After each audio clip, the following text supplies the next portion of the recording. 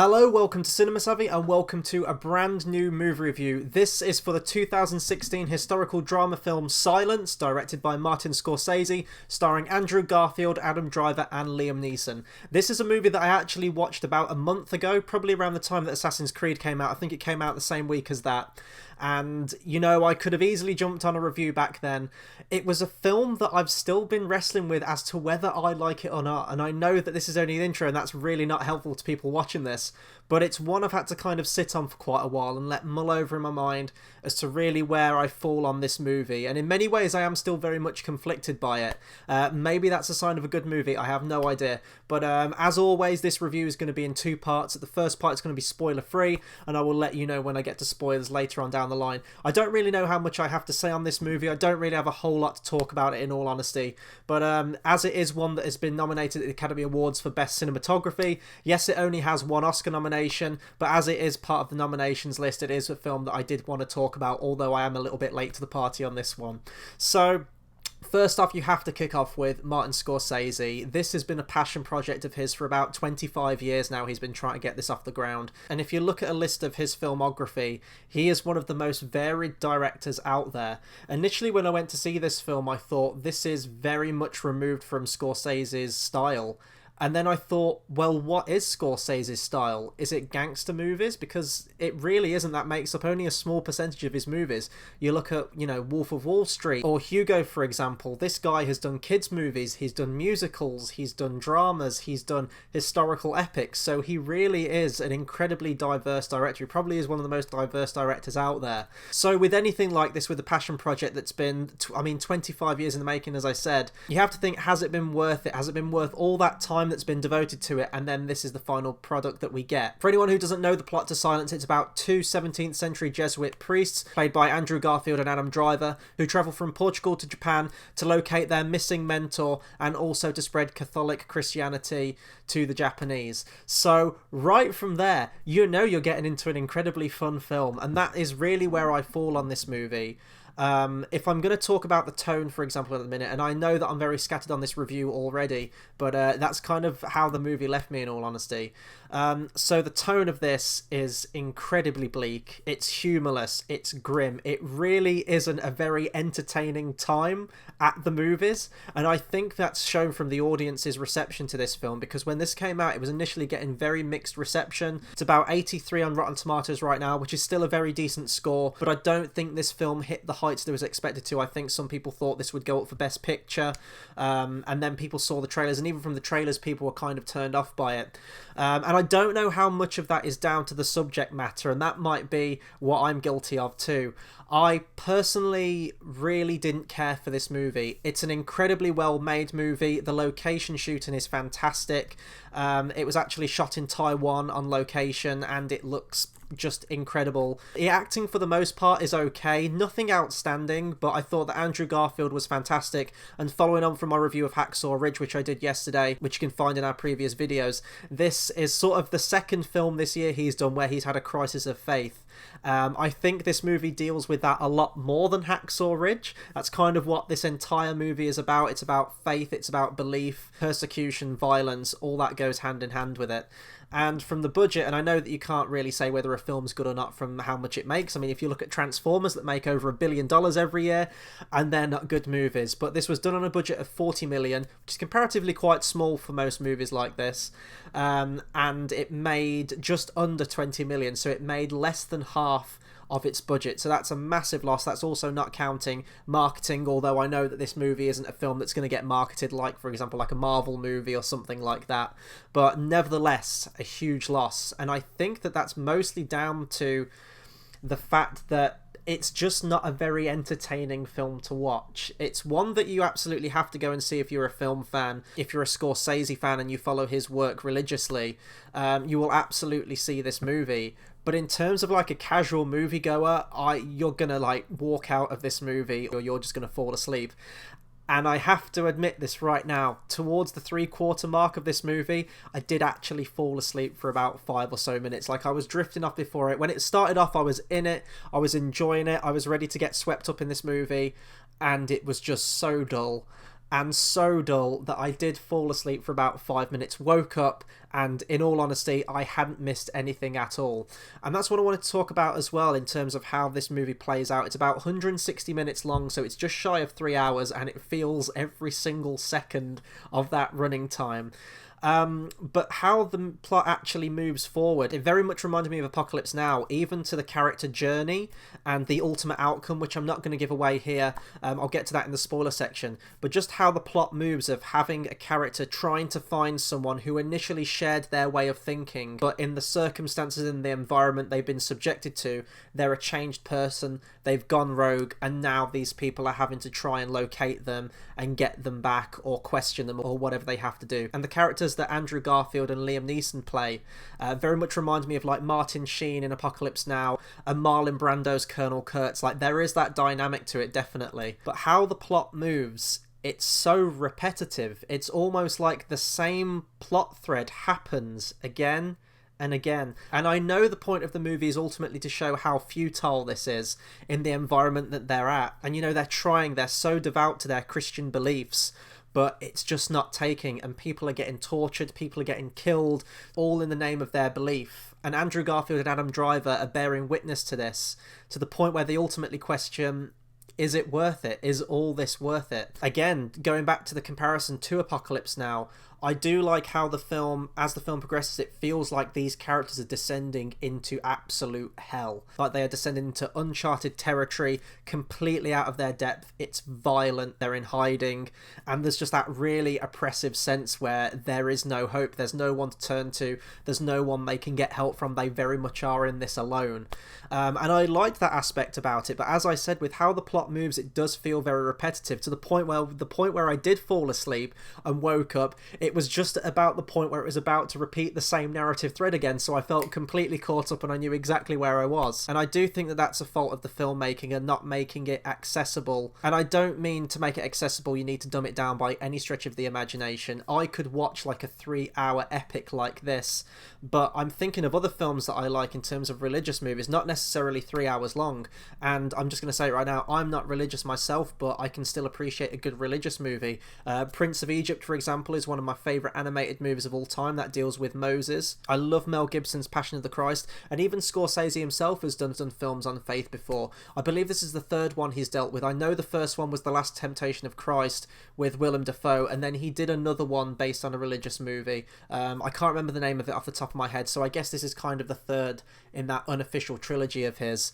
But I think it's just a case that this wasn't made accessible. This hasn't been told in a very refreshing way. So I know I'm going very rambly and repetitive at this point, so I'll move on to the characters now. So Andrew Garfield is our main character of this film. He is the character we see through the eyes of as he goes on this journey. He begins the film as a very devout priest, very enthusiastic, very happy to spread Christianity to the peoples of Japan. And then as the film goes on and he sees the torture and the horror that people are being subjected to for their beliefs in Christianity, this weathers him as a person. And I thought Andrew Garfield acted it brilliantly. Nothing outstanding for me. I do think his performance in Hacksaw Ridge is a lot better than this one, but hands down he is probably one of the best performances in this movie, probably alongside Liam Neeson's character. Adam Driver is also in this movie, who plays the priest that travels with Andrew Garfield at the beginning of the movie. Everyone's favourite Kylo Ren. That's not the reason why I wore the shirt, by the way. I have no idea why I wore the Star Wars shirt. Usually I try and find a shirt that has some bearing to what I'm reviewing, but there really is no connection between 17th century Jesuit priests and Star Wars. Like, I'm trying to think of a connection now, I'm just not getting one. Adam Driver in this movie, I personally didn't care for his performance. He felt very deflated, monotone. I was just getting nothing from his performance at all. Maybe that's down to the fact that Andrew Garfield definitely gets a lot more screen time in the film, and he is the character that we follow predominantly throughout the entire movie. So maybe it's because we have more of a connection to him. But in terms of the performance, I just didn't get anything from Adam Driver. I couldn't tell you really anything about his character in this. He's just very one note, and he didn't have any lasting impact on me in this movie. Liam Neeson, and there's only so much I can say about this because he is kind of the end goal character that they're trying to get to and find out what really happened to this guy, why he defected and denounced his belief in Christianity. So that's really what the whole film is, so I can't go into it a whole lot, but I will say that Liam Neeson does play this brilliantly. He's not in the film a whole lot, but his impact in the film is kind of the crux of this entire movie. He plays it very weathered, like he's a shell of his former self, like he has nothing to believe in anymore. He has his reasons for why he's changed. Like, you can tell that this is a man that has experienced all these horrors and hardship over the years, very much in the same situation that Andrew Garfield's character is now. And, you know, not giving anything away, but the opening scene of the film is Liam Neeson's character seeing people getting tortured with boiling water poured over them. And that initially just sets the tone. And that one moment there where Liam Neeson is watching this bookends the film very nicely with how we see him at the end, and we see how he's changed, as well as Andrew Garfield and Adam Driver's character as the film's gone on. So, as this film is nominated for an Academy Award for cinematography, I should talk about that. As I said, the film is shot beautifully. It's very subdued, it's very low colours, but that matches the tone of the film and the very dull and grim tone that they're going for. The location shooting is gorgeous. There's lots of shots of, like, cliffs with water. The towns, the sets they've built are incredible. They feel lived in, they feel expansive, and they don't feel like a film set at all. So prop to the set designers for this. It was a very beautiful looking film. Obviously it's going up against films like La La Land, which is hands down going to win cinematography this year. Like, there's no question about it, that's going to happen. And there weren't really any shots in this movie where I did sit back and go like, whoa, I'm taking in the beauty and majesty of filmmaking here. There really weren't any moments like that, but you do just kind of pick up on it that, oh, okay, that is shot nicely. Yeah, okay, that's a nice location shot, but nothing outstanding. I think, in all honesty, they've just given it a nomination because it is a Scorsese movie and they have to show willing a little bit in that regard. The use of sound is fantastic in this film, and similar to the title, Silence, it goes along with that in many respects. The opening of this film catches your attention right from the off with its use of sound, and all through the credits as well is just done with what sounds sort of like locust or cricket sounds in the fields. No music or anything like that, and for a film to end like that, it's very different from most films which end with, you know, there's like 15 minutes of credits with big bombastic scores playing. This is very subdued, and it works for the film, and it does capture your attention even in that silence. And the lack of sound in itself, not just because the film's called Silence, when you watch the film and you understand what the meaning of that word silence actually means in context of the film, it's very clever, I appreciate that. There is music in this film, but I can't really remember it, in all honesty. Maybe that's down to the fact that it's been about a month since I've watched it before doing this review, but there really wasn't any kind of score that stands out. You are pretty much just watching these characters in this situation play out, and I think it works, but maybe the lack of music did add to that lack of connection that I had to this movie. And as I said, there is a score in the movie, it's just very subdued, no memorable melodies or anything like that. I think they want you to focus on the performances more and the situation of the characters. As I mentioned earlier, this is an incredibly violent film, only a 15 certificate in the UK, but I guess that doesn't mean anything now, because after reviewing Hacksaw Ridge, and I talked about the battle scenes in that, which are incredibly brutal and incredibly visceral, this has torture scenes in it which are very hard to watch.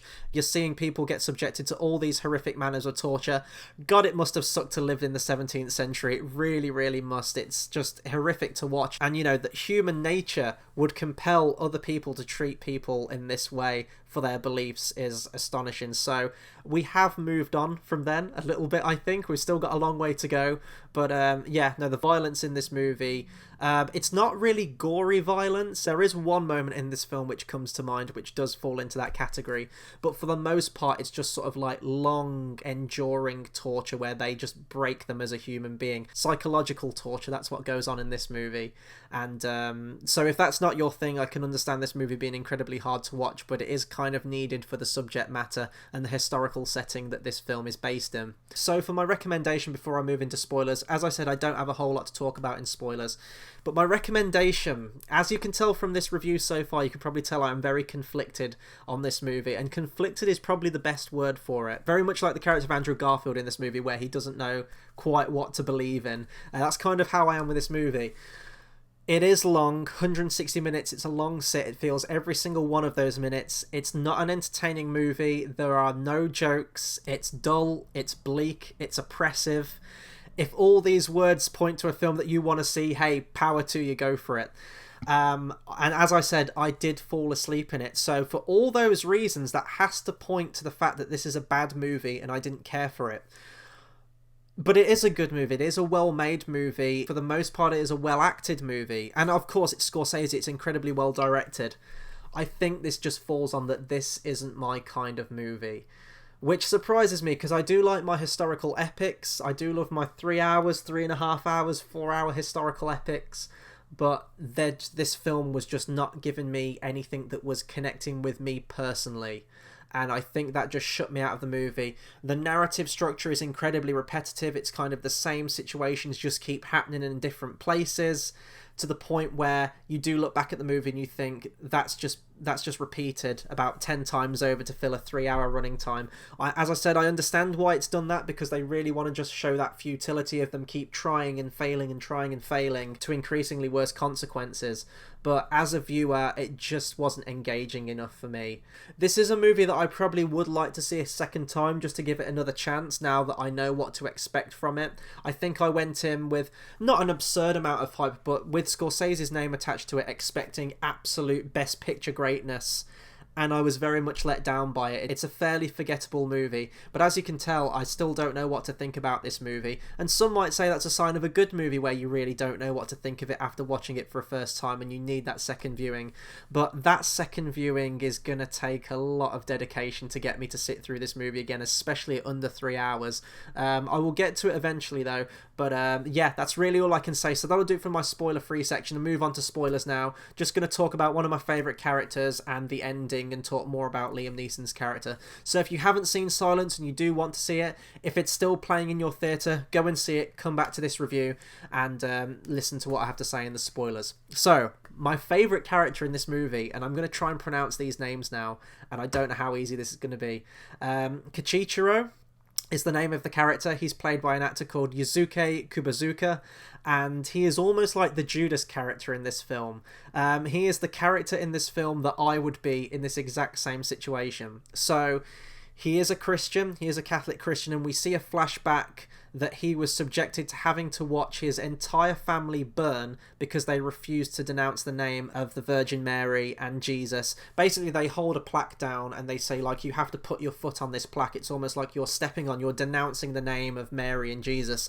And Kichichiro's family all refuse to do it because they are so regimented in their beliefs, and they are all bundled up in these bales of hay and set on fire. Kichichiro is the only person in his family that denounces the name of Jesus, and he is let to live. He then becomes an alcoholic, completely torn up about the loss of his family and the fact that he denounced Jesus. He really wants to confess and prove himself a true Christian, so he does exactly that. When Adam Driver and Andrew Garfield show up, they give him confession, and then the same situation comes back around where you've got almost like the Japanese FBI come through the town and say, if there's any Christians here, come forward now, otherwise we're going to start taking hostages, we're going to start killing people in this town. So they step forward and they give them the option of denouncing Jesus and remaining in the village.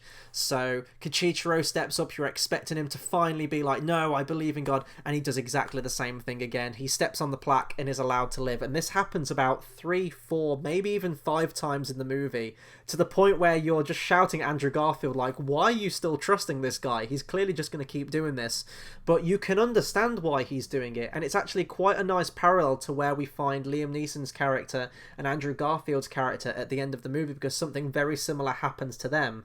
And right in that moment, you can tell that he understands why he's doing it. He just wants to live. What good is going to come out of just suffering in a horrible, horrible way? There's a character in this he's not crucified, but he's tied up in a crucifixion position and is left to drown and just be buffeted by the waves on a cliff for 3 days without food or water before he finally dies. Why would you want to subject yourself to something like that when you have no proof that God exists or that Jesus exists, and you're not going to enter any kind of paradise, and maybe this is it? So he is just trying to endure. He is just trying to live in this oppressive world. And I can connect with him. I would do exactly the same thing in that situation. So this does bring me on to the ending. So we have Andrew Garfield finally confronting Liam Neeson's character and asking him why he denounced his beliefs. And at first, Andrew Garfield's very confrontational. He says, "You sicken me. You're not the man I thought you were. You were a wise man when I was watching you give sermons and understanding your teachings, and now look at you, you've completely denounced the name of Jesus." And as I said, Liam Neeson plays it fantastically. He is this weathered man, and you can tell that deep down he really still does believe in his God, in Jesus, but in the environment that he's in the circumstances that he has now found himself in, that is punishable by death. And he has had to denounce that and put on that front every day and just regimentally tell himself that he can't believe in this, I won't believe in this. And he sees a lot of himself in Andrew Garfield's character at this point. Andrew Garfield's in prison. There are about 5 or 6 people outside that are being strung upside down in this pit where they're being left to die a very slow, painful death. And they say that if Andrew Garfield denounces God, they'll let them free. And there's this great moment where Andrew Garfield's just crying like he doesn't want to. He wants to carry on believing, but he's witnessing this suffering of all these people screaming throughout the night. And Liam Neeson's talking in his ear and he's saying that, look, what good is your belief in God going to bring? These people are going to die. You're going to be killed. And that's it. What are you hoping to achieve? And this goes to the title of Silence as well, where he says that when I was in the prison cell, like you were in the night, and I was trying to pray, what did I get? I got absolute silence. My prayers weren't answered. I got no sign from God. The only sign from God I got were the screams from outside of these people dying a horrible, horrible death. Is it worth it? So eventually, after this great scene, it's probably my favourite scene in the film, Andrew Garfield gives in and he denounces the name, and we get this whole extended epilogue of the fallout of this, where we just see Liam Neeson, again, still the shell of his former self, and now Andrew Garfield following exactly the same footsteps as him. It's that moment from Apocalypse Now where Martin Sheen becomes the new Colonel Kurtz almost. It's like that water buffalo sacrifice scene with the Doors playing in the background. It's that moment to a T. And then we see that Andrew Garfield's had to marry a Japanese woman. He's still not allowed to carry out his beliefs. He's assigned with Liam Neeson to inspecting all contraband that comes into the country from traders, from travellers, to see if they have any Christian artifacts or pendants or totems or anything in their possession. And then they'll take them away, and then the people will probably be killed who were harbouring those and brought them to Japan in the first place. So he's just leading a very, very unhappy, miserable life. He's not allowed to believe in anything anymore. And the final shot is that when he dies and he's loaded into this barrel, his body, it's about to be cremated. They wouldn't let him have a Christian burial. He has to be cremated. And his wife bundles something into his hand, like a little charm or something, little pendant. And then the camera zooms in at the end, and it's a little wooden cross. And it's a nice ending shot. And then, as I say, coupled with the credits, which doesn't have any sound. It's just like the sound that you would record in a field somewhere. It is a very effective ending. I just didn't care for the subject matter. It's not subject matter that speaks to me personally. So I really had no emotional attachment to it at all, apart from that one scene that I said where Liam Neeson's saying, is it worth it, and he's passing on his newfound teachings to him. I really enjoyed that scene. So yeah, recommendation again. I did find it very long. I did find it quite a laborious experience to get through. If you like Scorsese, if you are religious, if you like these kind of movies, I think you should definitely give it a go. If you're a casual moviegoer though, I would stay away from this one, because I really don't think it's going to have any kind of impact on you. I think you're going to struggle to get through it, as I did, because regardless of the subject matter, it's just not told in any kind of entertaining way. And because of that, it is quite a chore to get through, and I think that's going to turn a lot of people off this movie, and I think that may point to why it has lost 20 mil at the box office. Maybe that's down to marketing, or maybe it's just because it didn't have the effect on audience that Scorsese thought it would. But as I said, it's one that I might give a second watch sometime just to cement my thoughts on it completely, because as you can tell from this, I am still very scattered with my thoughts on it. So that'll do it for my review on Silence. Be sure to comment, subscribe, let me know what you thought of this movie. Did you like it? Didn't you like it? Am I completely wrong in everything that I've said? Please do drop me a comment and let me know. I'd love to hear what you guys have to say on this one. In terms of what's coming up on the channel, there'll be more reaction videos from me, there'll be more movie reviews, there'll be a whole lot more movie reviews. There's about 7 films I need to try and get reviews out for this week before the Oscars. During the Oscars, we will be doing a live stream, and we want you to send in your Oscar predictions to us for a chance to feature on one of our future Battle of the Brackets episodes. All you need to do is send in your first and second options for each of the Oscar categories. Send it in to us. It can be a comment on this video, it can be on our Facebook, on our Twitter. Links to those are in the description below, and whoever gets the most correct during the night will get a chance to feature in one of our future episodes. So please do send those in to us, and until the next video, I'll see you guys next time. Thanks for watching.